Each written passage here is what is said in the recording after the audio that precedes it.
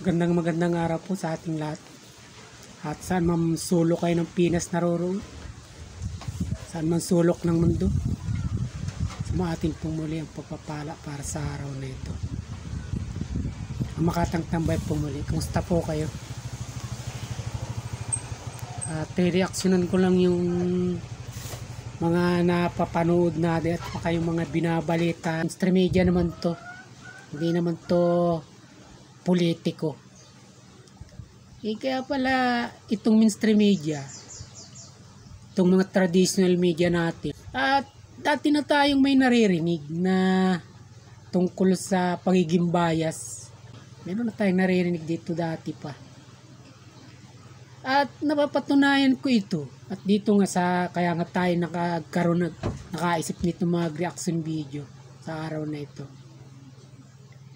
Ikita natin na ito pala, itong mga mainstream media, malayo din talaga sa katotohanan pag sila nagbabalita o naghahatid ng mga impormasyon sa tao. Hindi ko naman nilalahat ito, pero sa marami ko na rin pagkakataon na nakikita sila at napapanood. Mahilig kaya ako talagang manood, makinig sa mga impormasyon na may kinalaman, siyempre lalo na sa ating lipunan. At dito ko nga natusubukan.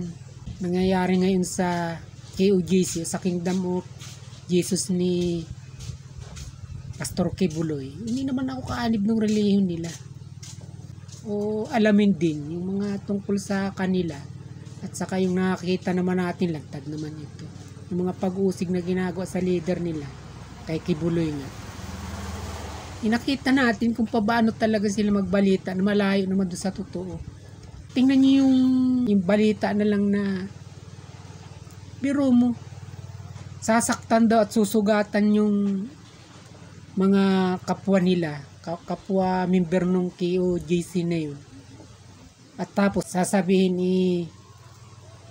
pinagmamalabisan ng mga pulis na naroroon, sinasaktan.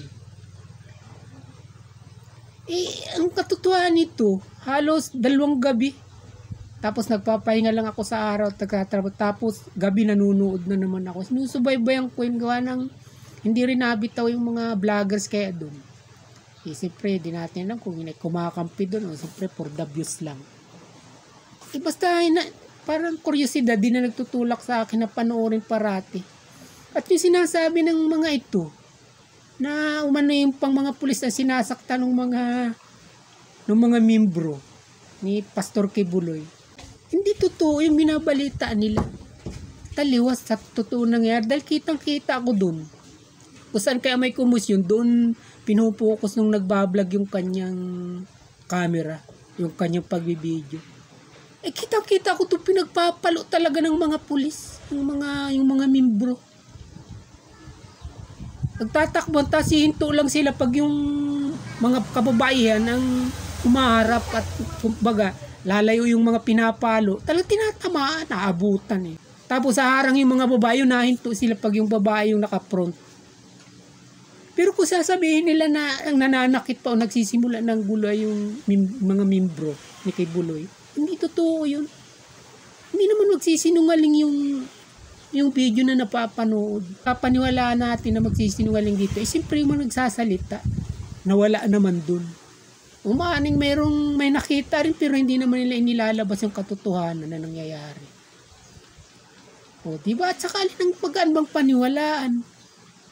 Yung napapanood mo mismo sa video, yung sasabihin nila na sasaktan o susugatan daw mismo yung mga kasama nila. Sasabihin, ibinibintang sa pulis.